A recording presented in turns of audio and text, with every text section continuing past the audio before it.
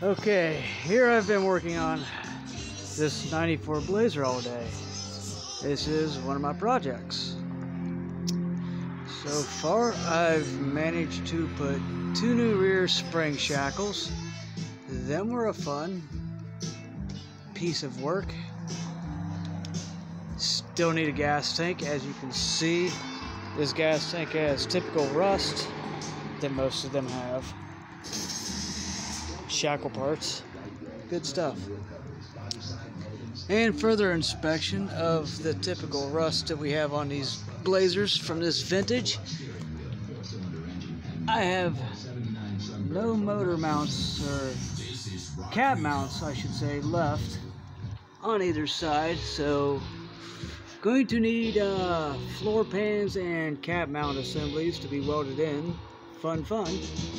And of course your typical rocker rot that all of these have. So she's a project, but the motor runs like a champ. CPI injected 4.3 liter. So much fun.